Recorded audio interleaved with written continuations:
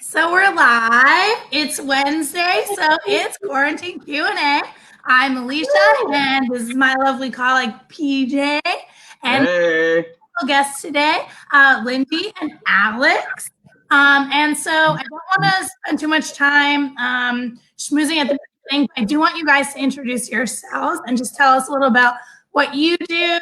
And today we're going to be talking about mental health and how it impacts how COVID-19 has impacted mental health. So let's jump right in because I feel like we have a lot to talk about. Lindy, would you like to start? Sure, of course. Hi, everyone. I'm Lindy. I am a licensed clinical social worker. I am the founder and lead therapist of Concordia Counseling and Behavioral Services located in South Orlando. I love therapy and mental health stuff. It's amazing. You can never learn too much. So I am just always in there learning more and more. And I feel like these sort of forums are really great for everyone else to learn. I say take advantage of it as much as possible because you get to have so much information that we had to pay tens of thousands of dollars for to learn. So go ahead and get it free because you don't have the student loans for it.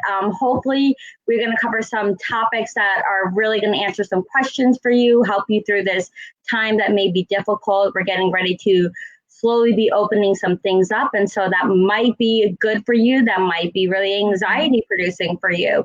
And we're going to welcome a lot of comments and questions along the way. Thanks for having me, you guys. Yay. And then Alex, if you want to introduce yourself also. Yeah. So I agree with Lindy. Like, I think that we all have more to learn. Like, I learn things every day from my clients, and I think of things that I want to kind of like spread. So again, my name's Alex. I'm a registered mental health counseling intern, which just means I'm looking towards licensure. So I will hopefully be licensed in a few months. I went to UCF, got my master's in marriage and family counseling. And I am the owner of Mindful Perceptions, and my practice is in Winter Park. I also have a blog that I have for mental health awareness, trying to kind of spread the knowledge and, like Lindy said, get information out to people that really need it, because we could all benefit from improving our mental health. So. Absolutely. So then before we jump to the questions, if anyone had anything that they wanted to add, or if you guys wanted to do any like jargon giraffe or anything like that, we can definitely do that now. Anyone have any of those bad boys? I was going to talk about coping skills in general a little bit, because I know that you had talked about kind of mental health and wellness and coping skills and what that looks like. So it's a term that we use like all the time, but people might have different definitions of, what that means. So coping skills are anything that you can use to kind of like stop those thought processes. Sometimes we feel like we're kind of stuck in like a loop.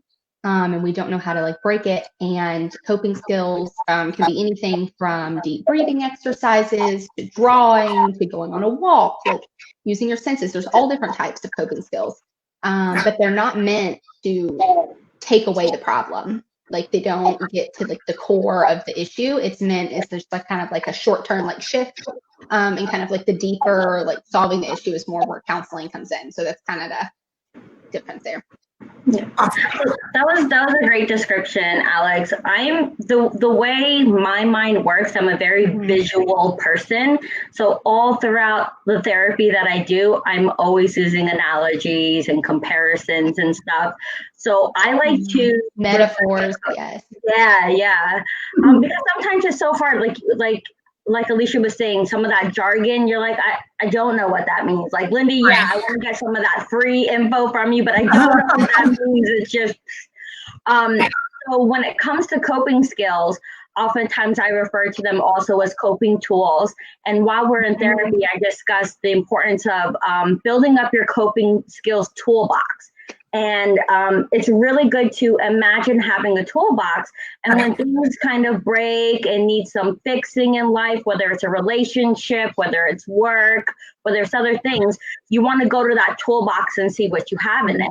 And a lot of times people have tools in their toolbox, but they might not always be the best tool for that situation. So imagine, you needed to hammer something in, but the only tool in your toolbox was a saw. It might work a bit if you were creative to get into to solve that problem, but it's simply not the best tool for that situation. So being in counseling and having someone who's experienced, just like if you had an experienced carpenter, they're going to tell you what's the better tool to use in that situation. So you don't have to go through every tool in Home Depot and figure it out. You'd have somebody who guides you along that way. Right. And people also might not know that they have the tools that they have in there. You know what I mean? Surprised to find that, oh yeah, I have been doing that. Or, oh yeah, that is something I can do, or I know how to do, and then they just kind of need like that push in the right direction. Like, yes, let's explore that. Let's explore how you use that. Yeah. So as we break into it too, I want to just segue with myself for the audience. Just like these ladies, I'm also, I work at Hope and Help, but I'm also sorry, PJ. No, you're good. You're good. Because, this is never a topic that we talk about. So I never need to say, I am also a registered intern with the state. We just never need to talk about. So this is a topic very near and dear to my heart. And so I think one of the best things that you're talking about as you unpack those coping skills is that when you're working with a professional carpenter and you have a lot of DIY jobs and things like that, there's a lot of resilience in every single person. If we did not have that a part of us, everyone would break apart, right? So there's natural mechanisms within everyone. I think the best part when you have this carpenter working you through it, they're teaching you, okay, these are activities that are going to be better suited to reduce symptoms, and these are activities to remove entirely.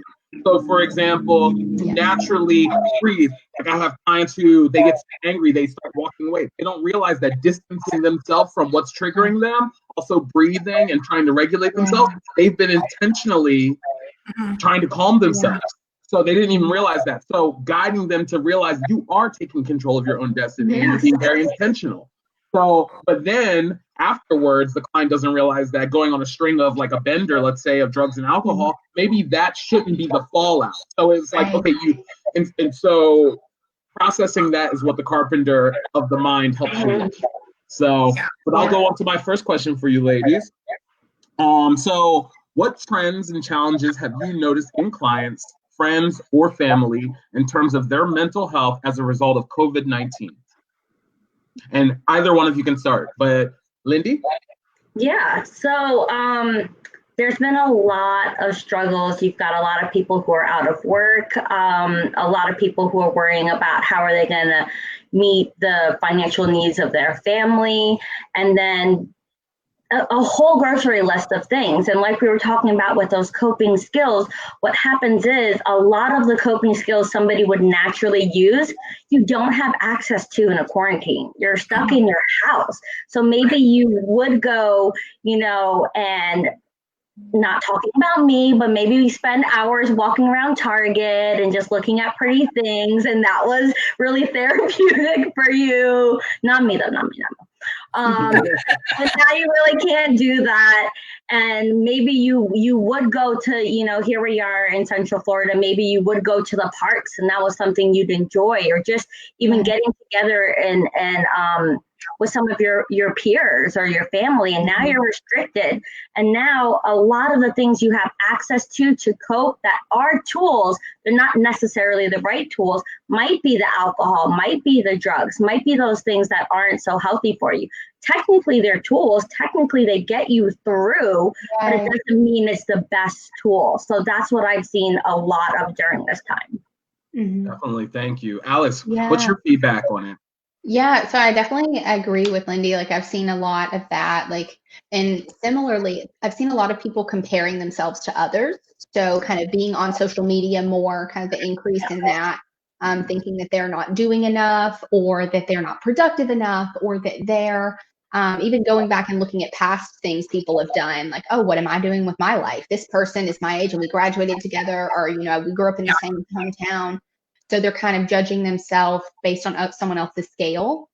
And I've seen that again in both. And clients, I had multiple clients in the same day, all kind of come with the same concerns. And I was just like, it was really eye-opening that you have this kind of collective struggle that we're having. Yeah, for sure. And then while we're talking too about these tools, I just want to sort of shift gears with you a little bit. And what are some of the different, what are the tools or what are the things that you can tell people that might be living with pre-existing conditions, maybe people that are living with HIV that might have a different set of fears from, people that are not? What are some of the things that you can tell them to sort of take care of their mental health, or the that they can, pull out of their toolbox to help them during this time that they might be feeling, a fear? Yeah. Right. So first of all, I'm so sorry, Alex. First of all, engaging in participating in streams and lives like this is great. Hope and Help has so many resources available, and going on through the comfort of your home. That's one thing. We do have the comfort of our home to go and research and look for those things that are being offered, and take advantage of it. Even reaching out to groups of other people who are experiencing perhaps similar things as you. Being compromised, immunocompromised, is really scary during a time like this. And so being able to reach out and have support from other people who are feeling those same fears or worries, it's always nice when you are validated, you don't feel alone in things. So that's definitely a way that you can cope, by reaching out and getting that social interaction that we've sort of been deprived in the last couple months. For sure. And then Alex. I'm sorry, Alex. Hello? Oh no. Oh no. Can you hear me? Hello? Yeah. Oh, yeah. Can you hear me? Oh no, can you hear us? Tech difficulties. No. You look lovely. Yeah. Oh no. My headphones stopped working. Oh, no. Yeah. That always happens. I can't hear anything anymore. So yeah, I would just ask you the same question. Yeah, so I didn't catch the tail end of that, so I apologize if I repeat some of the things she said. But for one thing that I recommend is similar to her in finding people that you can lean on in your support system, but even on like social media, it's like following different profiles, like mental health related accounts of people that can relate to what you're experiencing and have some similar concerns. But also just focusing on your basic needs can be really important right now. So kind of like Maslow's hierarchy of needs, like the bottom is like culture, safety, things like that. And if those things aren't met or taken care of, we're not getting enough sleep, if we're not getting, enough meals, things like that, then all the other things, it's harder to build if you don't have that firm foundation. Yeah. And then PJ, obviously this is like a great opportunity to talk about your support group. Yeah, no, definitely. And I think I'm going to do that best by transitioning into this next question and giving a case study that we can talk through, right? Between our expertise, right? So in regards to clients living with post-traumatic stress disorder and anxiety disorders, what is the best way to for someone to manage these triggers at this time? But prior to you answering that question, the case that I would staff would be, I am an individual, let's say, living with asthma, diabetes, some type of pre-existing condition. I am social distancing. I am staying home. I am viewing the TV, looking at things online, news, blase, and so forth. And all I see is the various conditions that I am attached to and living with coming up as the predominant factors of people who are dying. I am also, let's just say, in another hand, a part of the age group or the color, race, background that keeps coming up on these things, these micro traumas over and over again. So how am I with post-traumatic stress or anxiety disorder supposed to manage this? I'll let you lead this, because this is what my clients are going through in my support group as they live with HIV themselves. So please.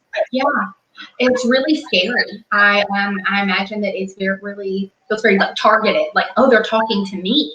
It feels very like personal, and it's kind of like experiencing the like anticipating the experience of the trauma can be just as traumatic. So I would say that you first of all kind of like figure out what the triggers are. So if it is kind of the news, maybe limiting your intake. If it is social media, whatever it is, it's important to be informed. At the same time, hearing that same kind of loop over and over can kind of make you look very hypervigilant, increase that anxiety. So kind of helping them to limit that, and then also to kind of cope with it, helping them ground back to the present. So a lot of times like with anxiety, we can get all wrapped up in the future and these what ifs, okay? And that takes us away from the present and like what is going on. And as they're seeing it at the time, they probably don't have COVID and may not, get it at all. And so kind of helping them ground back to the present, kind of using those tools in the toolbox. There's a lot of like sensory coping skills that I like to use. So looking around the room, focusing on like specific details. I do one that's like ABCs. So go around the room and find something with each letter of the alphabet. There's a lot of different ones that can help get you back to the present and out of those kind of like negative, scary spirals. Yep, that's awesome. And before I transition to Lindy, one thing that when you were saying about the toolbox, and Lindy, you brought it up, and then Alex, you reinforced it. One thing that, because I've worked with SMI clients, clients with serious mental illness and so forth, I think of like the toolkit for some people being more functional tools that they use, but for people with serious mental illness, sometimes it's about even getting out of the house. So I used to use my analogy of outfits or wardrobes. So sometimes it would be wearing this coping skill to get through the day. And sometimes when you're going through such a great level of anxiety that debilitates you, it was like, what are you going to wear just to get you out of the house and protect you? But I just wanted to add on that because I love analogies. I think Yeah. What are your thoughts too? Or Alex, do you have another? Well, I was just going to say that when she was describing the toolkit, I was lighting up because I used the same like metaphor. I actually have like written down. Yep. Not every tool. If you try one coping skill and it doesn't work, that might not be the best one for that situation. So you like that tool, see if you try something different. So I love that we kind of went off of that, and it was similar. Yeah. So I know it's so good. It's such a great visual. Everyone's seen a toolbox, so it's really. At least here in the States, it's really something relatable. I don't know if in some other countries they have access to tools, but you can still adjust it well to other cultures. And then there are some times where the thing with serious mental illness is sometimes, Alex, like you were saying, you're not always able to be in the present. You're not really feeling grounded. You're feeling like you're in this imaginary world or this nightmare of an experience. And I think a lot of us, with or without serious mental illness, can relate to that. This is a really unreal. And, that's why I started doing a series for May for Mental Health Awareness Month about, real life in an unreal world. And trying to just grasp that this is a challenge.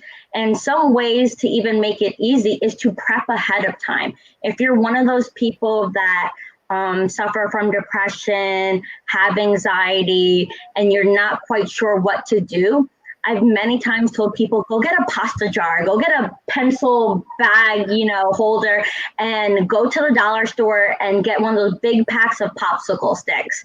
And go on Pinterest because I love Pinterest. There's so much stuff for mental health there people didn't know. And on each popsicle stick, write a coping skill on it. One that you think you might do, and put them all in the jar, put them all in that thing. Because truthfully, if you're having a panic attack or you're feeling down, you're not being able to access that front part of your brain that has that higher level thinking. You're in that fight or flight or freeze, like, I don't know. And it's nice if you could just reach in the jar and pull it out and it says, do that deep breathing. If it's go color that mandala, little coloring book that you could also get from the dollar store. Ways to cope does not have to be expensive. There are plenty of things you can use, but preparation really is key. Just like when hurricane season comes around, you want to make sure you have everything prepped versus, when everyone's scrambling. And it's the same when it comes to situations that are stressors. Right. And I think before we transition, I think I want to add on to that. The thing, when I'm working with clients and I'm talking about coping skills and things and so forth, getting to know yourself as a client, I think, ladies, you would agree with me. Like if breathing doesn't work for you, find the technique that does. Yes. Some of the clients will sit there and be like, full on panic mode, not realizing that they have tools that they don't realize are there. And then they're like, and then they get mad at you. And then I'm like, you ever go home and decompress? They're like, yeah, and I feel the best when I do that. That's a part of your coping skills. I breathe all the time. Yeah, and similarly to what Lindy said, I like to encourage clients to practice the coping skills when they're calm. Okay, whenever you're practicing it every day when you're calm, so that when you are in that more like agitated state, it's easier to remember to do it. I sometimes have them get an index card. I'll give them an index card and have them write down a list of like the coping skills. So if they can access that card, so again, same concept, is just a different format, so they can go, okay, like what can I use? What have I tried? Right. Absolutely. And someone said in a comment, we did get some comments. Someone before said that's a great idea as a reminder in regards to the jar idea. And then someone also said meditation is working for me to cope with anxiety, which is great. That's a great coping skill. And then I did just want to touch on something that leads us to our next question that Wendy had mentioned earlier about how some people do use drugs and alcohol to cope with some problems that they might have. And, they're not the best kind of coping skills. We say to people that may be in recovery, at this time and are struggling with their sobriety, what are some replacement, well, not replacement, but, what are things that they can do to help them maintain their sobriety in this obviously very difficult time? I'm sorry. I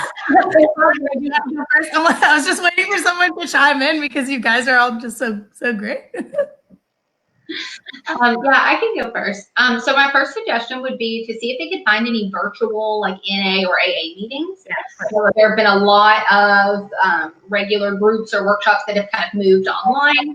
So I'm sure they could find one of those. They could, if they have a sponsor, like calling their sponsor and connecting with them, or people in their support group, whether it's friends or family that's kind of aided in their recovery, that they can vent to, or that they can speak with freely and not feel the pain for it. But also engaging in new, as far as replacement, like you said, finding a new hobby. Thinking of something that they wanted to learn about or that they wanted to do but haven't ever had the time for, and kind of do that instead. Like every time they have the thought to drink or to use, you replace it with like, okay, well, I'm going to put that time and energy towards something else. Right. And then, Lindy, did you want to add on to that? Yeah.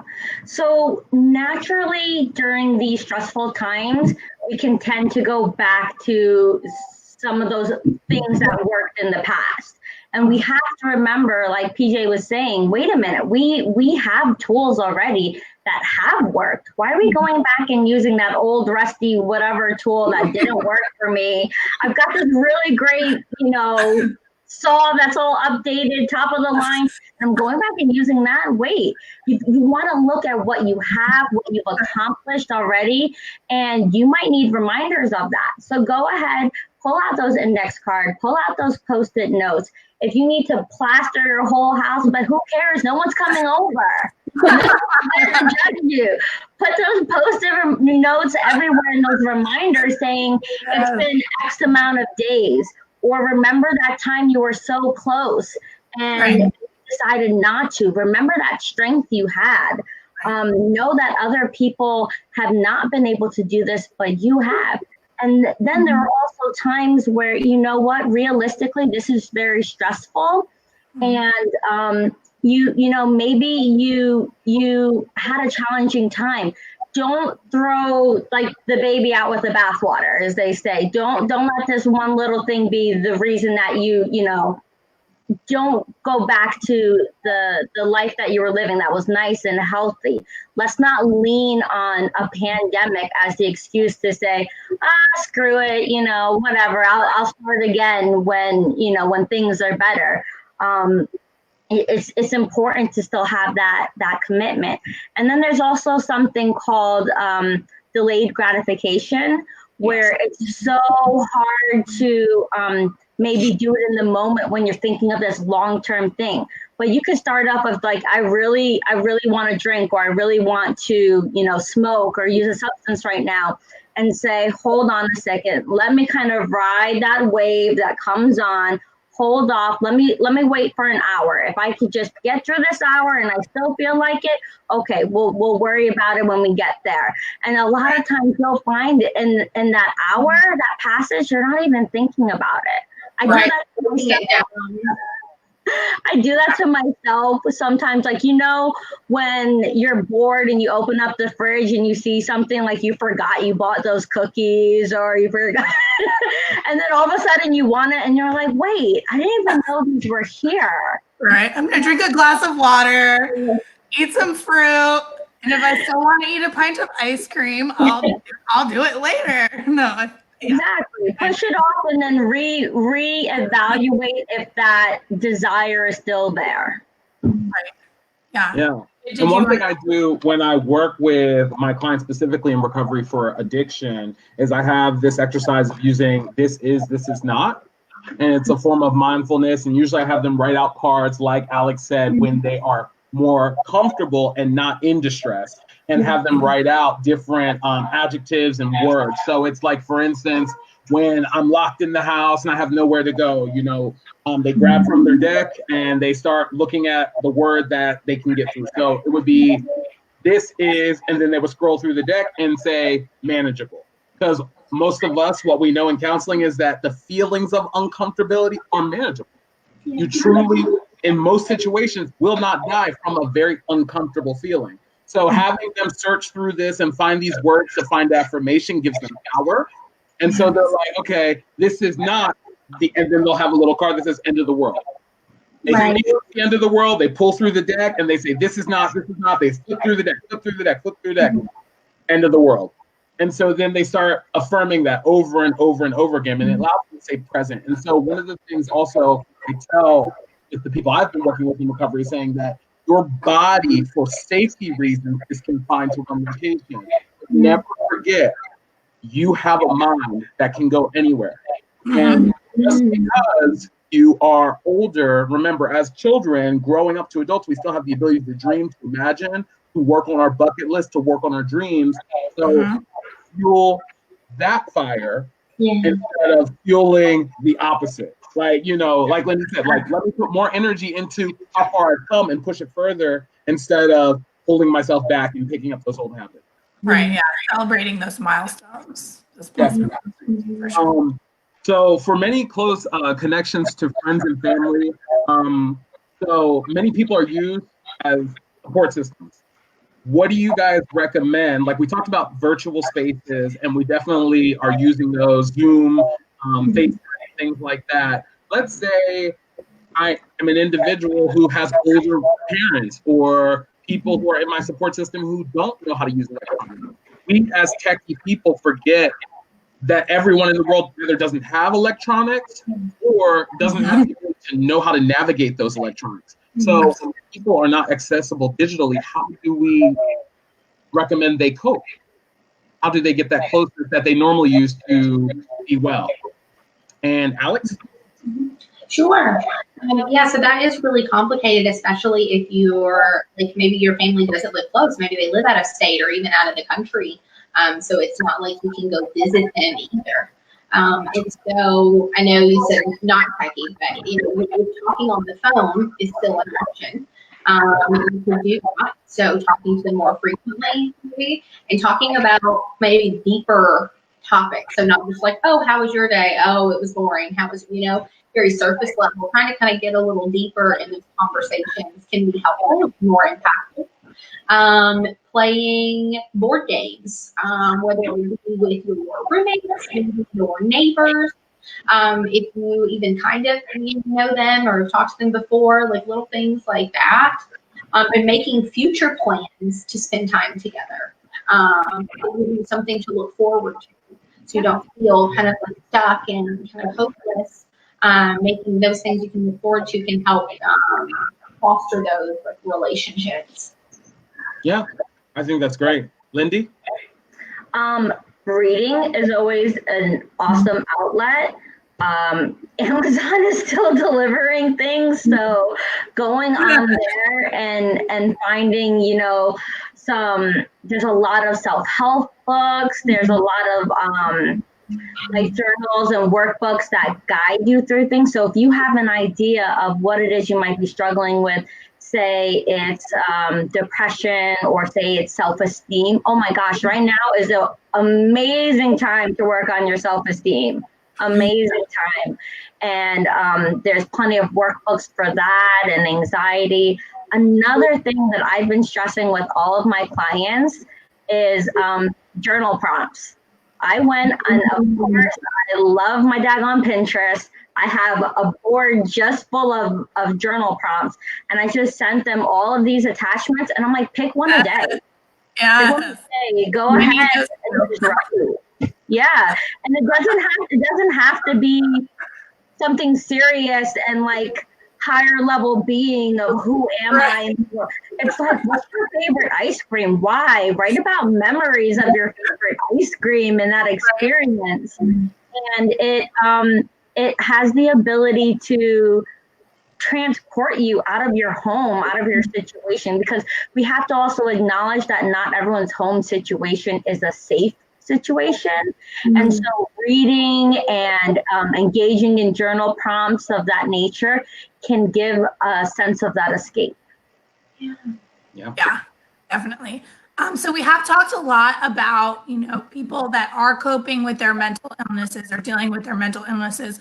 But one thing that we haven't talked about is how we can, if you're not dealing with mental illness yourself, how can you be a better ally to people in your life or in your circle that are dealing with mental illness if they come to you and they express to you, that they may or may not need your help or that they might be struggling? Alex, did you want to start? Sure.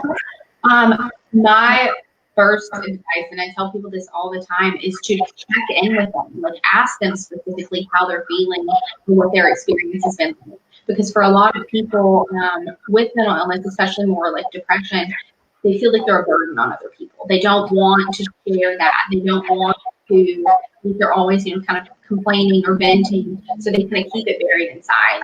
And so just having someone kind of check in and genuinely want to know, they might say like, oh, like I'm fine or I'm okay. But like, really, like, what? Tell me more about that. Like, what's going on? And really just kind of being present and genuinely interested in their experience can help.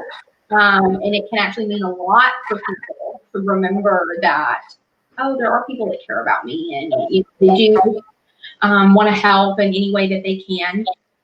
So that can be really helpful. Right. Yes, definitely. Lindy? So what's a nice option is to kill two birds with one stone. Do something that's relaxing and good for your mental health that you can then flip around and improve someone else's mental health. So if you're into baking, oh my gosh, you just go to town doing that. I know that here and there I do that, and then all of a sudden I just like binge on baking and like make so much stuff. Like the other day I had like 4 pounds of shredded zucchini, so I literally made like 8 loaves of zucchini bread. And then my after that. So it was really nice to go to my neighbors, you know, like almost ding dong dead Cheeto, ringing the doorbell, leaving it right there, standing 6 feet back, and like, hey, do you have any food allergies? Okay, no. Well, I just made you some zucchini bread. Go to town, and that kills a lot of time. The fact that, you're sitting there and you're baking this and there's precision in it, and you could take pride in actually seeing a completed project, so to say, at the end that naturally is reinforcing to you, and then be able to go and share that with someone else. It's a really nice way to get more bang for your buck. Yeah, definitely. Great idea.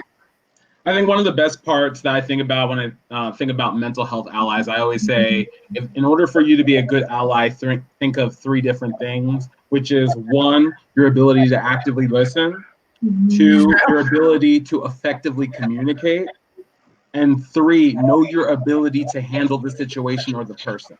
Because I often see people try their God honest truth, their hardest to support people, but either don't have the capacity, the attention span, the ability to communicate. They'll hear all of these things and not know what to say. And if hearts could speak to hearts without words, the person would know exactly that, hey, I hear you're in pain, I support you. But sometimes when people are in pain, they want to hear things. And so the person just shuts down, just becomes a listener, which sometimes can set the person off.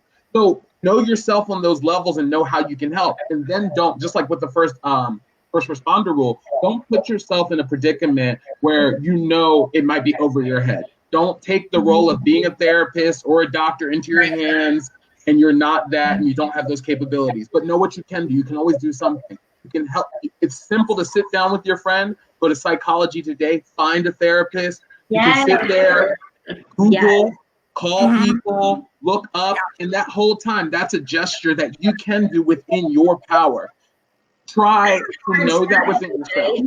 That's a really good point. I said it's a really good point because that's a hard step for someone to take, or they might not know the resources. So just being there to, even if you sent them a bunch of links, that might be more well received than being that listening ear, because you're connecting them with a capable professional. And so while I made the joke a little bit earlier about getting that education for free, you have to also remember that there is no way that you can replace that education and experience. So yes, you can support someone. Yes, you can learn some coping skills and Google some of that, but it's still never a replacement. You still want to go to a professional who'd be able to guide you, because there are so many circumstances that change and will just throw you for a loop. And you want someone who's going to be familiar and can handle that emotionally to support you. And sometimes when you have people who are friends, peers, family, they're a little bit more emotionally invested, which can skew their perspective of how they support you. And that's why, from an ethical standpoint, all of us as professionals, we won't see friends and family and anybody that's too close in our circle, because it will skew our ability to be not biased and help them the best way we can. Yeah. And I mean, that originally kind of came from my mother. She's like, and we all have mothers and friends like this, but specifically my mother, right? I learned this lesson on if hearts could speak to hearts, right? I know my mother's there for me and I know she loves me, right? But the thing about it is, this woman, I'm like, Mom, I'm having a hard day. I need to talk to someone. She's like, yes, tell me. And I start talking to her, right? And she's like, sit down. Oh my God, what are you doing? Victor, put the dinner on. Yeah, I'm listening. Oh, and I'm sitting here pouring my heart out to this person. And I'm like, Mom, you're not making time for me in this moment, right? So that's why it goes back to those 3 things, right? Like, understand your abilities and what you can provide. If you're busy or you don't have the emotional depth, or you're uncomfortable, or you're triggered, like, and that the person's coming to you about sexual abuse and you've been sexually abused, that's something you don't want to talk about. Know yourself and know that, hey, let me do what I can do. So, and that, I mean, I learned that from Michelle. Well, I love that. And sometimes, like, having a family member or a close friend tell you, like, hey, it sounds like you're really going through a lot right now, and I want to help you, but I don't know that I'm the best person to help. Seeing that from them and being that person that helps them find a counselor, because that can be really intimidating. No one might ever have done that for them before. Sorry to interrupt, but even that is like a lot more than people get. Yeah, and it's on, like, finding therapy is not as easy as it should be. Even if you do find a therapist, like, oh, I like their profile, you call them, They might not have availability. Their schedule might not fit yours. You might not can afford them. There's so many factors that go into it. And for someone who is already in that kind of like stuck space, they might get discouraged. So having someone there encouraging them, supporting them, and helping them to get the help they need can be really impactful. Yeah. Absolutely. And to do you mind if I piggyback off of that? Please. I can't tell you how many clients I've had where they've come to me and it wasn't their first time in therapy. A lot of people may have been in therapy, but had a poor experience. And so that just taints their willingness to go back to like, no, I went there and they didn't understand me, or I went and they were on their phone. I've heard so many things that can be parents force their kids to go or force their teens to go. So they have this like aversive experience because of that. Yes. And so I'm I love you, Mom. Yeah, so I always encourage people that when I talk about therapy, again, me being very visual and analogies, I say, and I tell them when we first meet, like, hey, let's meet, let's talk about things. You're going to get an idea, obviously, of my personality, and if you think we're a good fit. I said, there is no offense taken here if you think that you might be better fit with somebody else. That's not saying anything about me personally. Don't worry about my feelings. This is really important about you getting what you need. And the reason that I cannot take offense to it is because let's say you go shopping, and how many times ladies are a little bit more notorious for it, but you go out and you bring like 50 items with you into the dressing room, and then you walk out with like maybe one. It doesn't mean that those clothes were not beautiful, were not well made, were not capable. They just were not the right fit for you. And so that's how I picture me as a therapist is, hey, we go, we try it on. And if I'm not the right fit for you, that's okay. You put me back on the rack because there's going to be somebody else who I'm a good fit for. And I'd much rather be with them because it's really difficult to have a good client therapist relationship if you're trying to force something that isn't just naturally a good fit. So always feel really encouraged to get what you need for yourself. Yeah, I agree. So I do offer like a free consultation in the beginning, and I think most therapists do. So if you find someone, you call them, ask them if they do like an in-person or on the phone consultation where you can meet with them for free, get a feel of their personality. They can get a feel of kind of what your needs and what you're looking for, and see if it is a good fit. Because it's like, it may not, your personality just may not mesh. It doesn't mean anything about you or that other person. It's just not a good fit. Yeah.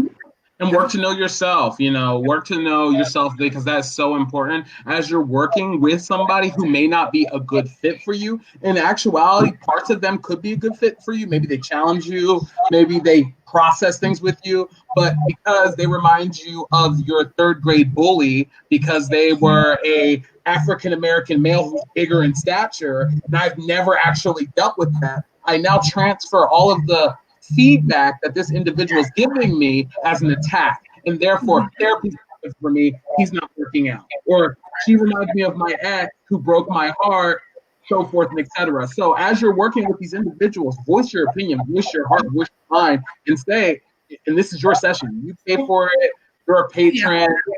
Like Lindy said, I don't take it personally. You put me right back on yourself, you keep me, you wear me till the clothes are out, I'm good, like whatever we want to do. So one thing that I think is a very impactful question, and it's one of our kind of ending questions, which is, what's mental health going to look like after COVID-19?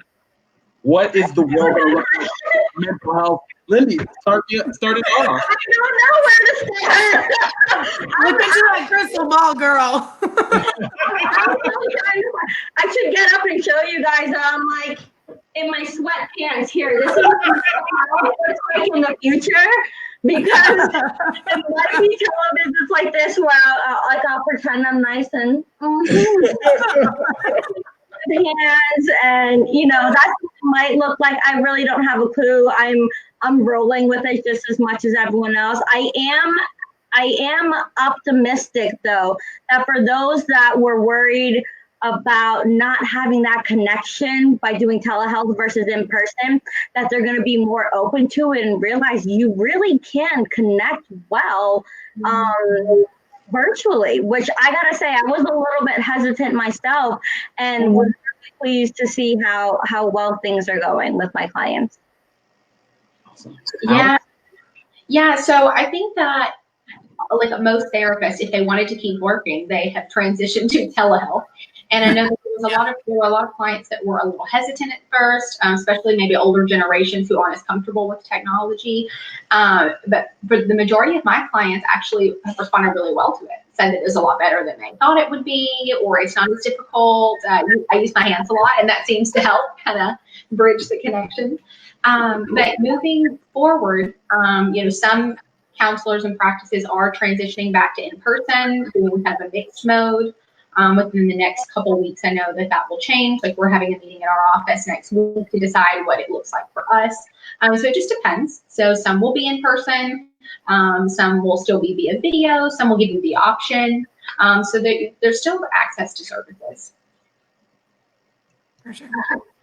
And then, so just one last thing. Obviously, if you guys have any closing statements, obviously we'll get into that. But do you guys have any additional resources that you'd like to mention that you think that we haven't gone through that are great for people during this time, or anything like that I think people will find useful in terms of mental health? Maybe I'll start with you. Yeah. Sorry. In the lives that I'm doing on my Instagram, Concordia_counseling page, and the Facebook for Concordia Counseling and Behavioral Services on Mondays at noon, it's kind of like our lunch hour thing. I mentioned the importance of, again, getting connected with your social network, but there's also a resource I really like that I vouch for, which is the numbers www.7cups.com. I've gone, and I'm not one to recommend things without really vouching for it. I've gone on, it's somebody who's like an active listener. They're not trained professionals, so disclaimer, they are not trained professionals. They are someone who has gone through a training that has learned how to just be present for someone. And the best thing is they are 24 hours, because when does stuff really hit the fan? Is it between 9 to 5 when you can reach someone? Nope. No. And in the morning when when you're lying down and you look at that old post from an ex, and your mind starts going through all kinds of stuff. And, a lot of times the reality is some people are experiencing, we didn't talk about this, but the reality is a lot of people are having thoughts of suicide right now, and they need that person. And sometimes people are not always accessible. So again, that resource, www.7cups.com, is really awesome. I tried it one time. I was incognito. I didn't let them know I was a therapist. And I went just to check it out. I actually had a client recommend it to me. I hadn't heard of it. And so I'm like, let me go check this out. Next thing I know, I started talking about my stuff and my stuff. You're like, what's happening? I love that though. And again, it's not therapy. We all just need that listening ear. And so when I experienced that, I told them, I'm like, just so you know, I'm a therapist. I appreciate you so much. And like I said, it's 24 hours. People are in all different time zones, and it's a really great resource I recommend. Yeah, that's awesome. Alex, did you want to add something? That sounds really helpful. I've never heard that before. That sounds really neat. Yeah. So I had mentioned in the beginning, so I actually have a blog that I post. I usually do maybe one a month, but May is Mental Health Awareness Month. And so I've been doing a weekly blog on coping skills in different types. So it's very fitting with what we're talking about. When Alicia reached out to me, I was like, wow, that's cool. I'm already Yes. My website is www.mindful-perceptions.com.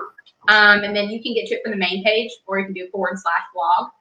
And so last week I did one on distraction coping skills, and this week I did one on expressive coping skills. So that's really cool if you want to check that out. there's a lot of really great Instagram accounts that I follow for mental health. One is called the Depression Project, and another one is called Thrive. So both of those post like really great resources. One of them is very relatable. It kind of talks about like symptoms you may be experiencing, and people really seem to identify with that. And then Thrive is a little more like upbeat, kind of like wellness, self-care type skills. So I really like both of those Instagram accounts. And I also have been reaching out to clients, like she said, when things happen, like a lot of times they might be after hours or in the middle of the night and they need someone to talk to. So I always give clients the National Suicide Hotline number. And even if you're not suicidal, it is for kind of a crisis or type situations too. So you don't have to have suicidal ideation to talk to someone or get that support. So the number is 1-800-273-TALK, which is 8255. And that, again, is an after hours, kind of like a emergency resource if your support system isn't available. Yeah, that's awesome. And we'll definitely feature these before I get to you, PJ, for your closing statements. We will post up all of these resources. I'll grab them again from you guys, and we'll post them on the Wiley page. So that people can easily access them, if they didn't get to listen to the whole thing or anything like that. So we will definitely do that because those were definitely great suggestions. PJ? One resource that I would like to add is going to be, especially if you live in Orlando, is going to be 211 or the United Way. Looking for local resources, usually whatever you need. If it's a domestic violence shelter or specifically a local edition of suicide prevention, they're really good with locating that, or housing assistance in this need, or some type of rental assistance as well. One kind of bonus question that I would add to both you ladies and myself as well, and as someone who's been in therapy before, Alicia, we can all take a stab at this question, which is, of course, people believe that as therapists, as people who've put these thousands of dollars into ourselves, that we are the masters of our own emotional health and wellness, and that we practice every single coping skill in the world, and that we are unbothered by any problem. So let's remove that off the table because it's not true. And so how do each of us individually manage our own emotional wellness? Right? So I'll start it with mine. I'm someone who lives with anxiety and panic attacks. And I've gone through different stages of my life where they've been better and worse. And often I have a PTSD dealing with death from a traumatic experience. So when COVID came around, this really impacted me. And being a lifetime person living with asthma, I've been right a part of this struggle with a lot of my clients. So managing this wellness has not been easy. But understanding and being mindful, like Alex, like you said, being mindful, being present, using those tools, like Lindy says, is super important. And although we know them, we struggle with them too. But just understand that my brand for myself as a practitioner is continuously using the skill sets that I've been trained in so that I can personally use them in my life as well. And so remember, what we instruct you guys as clients to use is stuff that we're using daily too, to manage our emotions and work through and build our toolboxes. So don't just hear, oh, well, you're just telling me that you don't practice breathing. I do. Yes, I do. It's like, you don't do that. It's like, I do. I do yoga. I do heavy breathing, a lot of stuff to help me get through my day. And sometimes when I have to, I pull myself away into a bathroom and cry my eyes out for 2 seconds because that's what I need. And then understanding that that's what I need to get through that moment. I think Lindy, it was like, we said, let's look at this hour and then go to the next. In this moment, PJ needs to cry. In the next moment, I might not need to cry anymore, and I can just go back to my desk. We are part of this struggle with our clients so much. So just so you know that, and I'll pass it on to Alex. PJ, I could not agree more. So I believe in kind of like signs from the universe, and you're hitting on them again. So on my Instagram, my company Instagram this week, I actually did a post about how my superpower is anxiety. And how I use that to benefit me. Like, it's something I've struggled with my whole life. I just didn't realize know what it was until I was in grad school. And then I got the words for it. I was like, oh, wow, like that's me. So for me, it is really helpful. I make a lot of lists. They help me so much. It's like I can get them out of my head onto paper and I have something tangible. I also use a lot of grounding skills. So I like nature. And fortunately, there's a park right by my house. So a couple days ago, I was getting really worked up. I was on the phone with someone and I was really worked up. I said, you know what? I'm going to go for a walk. And so I went outside. I was walking, I was trying to be mindful and look at the trees and the different flowers blooming and like focus on the smells, but using my senses to kind of bring me back to the present and out of like the negative thoughts I was having. Because we all do struggle with issues. Like a lot of clients are surprised when I share like, oh yeah, like I relate to that. And they're like, but I do, like I have anxiety. I'm like, what? But you're I was like, okay. And with you, and like I do use the skills that I'm teaching you. Like I'm telling you some of them from experience, not just because I read it in a textbook. Yep. Yeah. Which is often a pushback by clients. You just read that. You just got a piece of paper, especially my more rugged clients, my more urban ones who don't trust modern evidence-based practices. That's a lot of a pushback. Mm-hmm. Yep. Lindy? A lot of times I joke. You might see some of my humor coming through. But I joke with my clients that I went and studied and became a therapist because I thought it would be cheaper.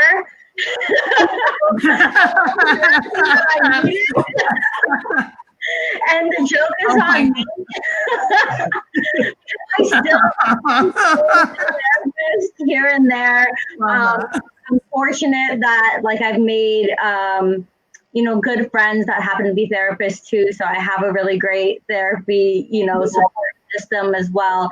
But there's a lot of stuff that I've experienced in my life. And that's why we talked a little bit earlier too about us knowing our boundaries and what areas we can help and what areas that are just a bit too triggering for us. And I encourage as professionals to be able to admit like, hey, I'm not going to do the due diligence because my own stuff is going to come up. And everybody naturally has their own stuff. But that 45 minutes, that hour, it's not our hour, it's not our time, it's totally yours. And but yeah, there's so much of, I have anxiety as well. That's been controlled fortunately with some medication and coping skills and lifestyle changes, right? We're like, hey, we can listen to my serotonin there. Depression is a little bit tougher. And so I'll say that in the beginning of this whole quarantine thing, I was struggling. Plenty of people joke about it. Alicia and I were joking about how it's so common with the motivation to get up, shower, or like I've been wearing these like sweatpants for how many days now? Right, like brushing your hair, you're like, this is not coming out. Yeah, that's why I was telling Alicia in the very, very beginning, like motivation to brush my hair was not there. I almost had like one solid dreadlock starting. And the reality is, you can have, again, all of this education, and we're still human. It's still a human experience. We all go through this. And being that it's pandemic, it's worldwide, it's not just you. And that's what's really key, because there are a lot of lies that your mind will tell you that it's just you. It's just you, when it's absolutely not. I mean, we haven't gone full circle here, but 3 out of 4 of us just told you that we've got mental health issues. And so you're in good company. Join us, right? If you can't, if you can't beat them, join them. So join us. We're pretty darn fun over here. It's a good club to be in, obviously. Yeah. And then two things before Alicia, before you say like how you manage, I just wanted to iterate on Lindy. One, audience, please never turn your head up to medications, psychiatric approved medications. A lot of the communities have stigma on that. If you need medications to support your wellness, work with your doctor to find the best plans for you. Please don't turn your eyes up on that. And then the other part is, one of the things I was learning through school that I loved is that your mind is actually older and more basic than you are. And and what I say by that is, we have been wired for survival, and we have been wired for eons of just coming out of bushes and running through to save our kids. There's a bunch of like older, we're a new outside car with a lot of old inside workings. And as a result, sometimes the lies that you tell yourself subconsciously are to protect you, but we can't give them the power that they want from us. This is us alone. We're all in it by ourselves. Everyone's out to get us. We can't fuel that old engine power. But that's it. That's it. Caveman brain. That's what I call it with my clients. Caveman brain. Yep. Caveman brain. And we have developed and evolved so much that front part of your brain, and if you're familiar with anatomy, that's your prefrontal cortex. That's the part that can really understand and like put those puzzles together and dissect things. And sometimes when you're having anxiety, like I was saying, this part of your brain's not functioning. So pull out that jar, pull out those popsicle sticks. That's what the level that your caveman brain can handle. It's right there. Yep. I love it. And thank you, Lay, so much. Alicia, tell us yours and close us out for the night. Because I don't have any more. No, I'm just kidding. No, like PJ said, like, girl, I love to cry. Like, I cried today. I cried today for an extended period of time. But I think that it feels so good that sometimes when I'm doing it, I'm like, oh yeah, like this, I need like this exact release. Like this makes me feel better. Now afterwards, I'm like, I go by my day. I'm like, okay, I can deal with this. Like, no, I didn't die. Nothing bad happened. I just had to cry and I'm ready to move on with life. But another thing that I think that Alex kind of touched on a little bit is, making those plans for the future. For, like, things may not be the greatest right now, but a good, like, I love traveling and just thinking about, well, someday I'm going to get to walk on the beach, in Colombia again, or, someday I'm going to get to do this and this, like hug my mom and all this stuff. And I think that that's something that just like really keeps me going when I'm having a hard time. And then obviously working with such great people and for such a great company that lets us do things like this, that I feel like having that community with people, and especially like, in these kind of circles, it is really nice. And it's nice to feel like you're part of something. And I think, like you said, this is a global thing, it's not one person. So I think that's also something that kind of like gets you through it when you feel like maybe you can't. Can I just give some snaps for the diversity that we've got right here? Pretty bunch looking panel. Like, I appreciate you guys all, because everybody out there has a different experience, and it's really hard to identify with somebody when they might not look like you or have the same sexuality experience as you or have the same experience with race as you. All of the spectrums that are out there that people might not quite understand.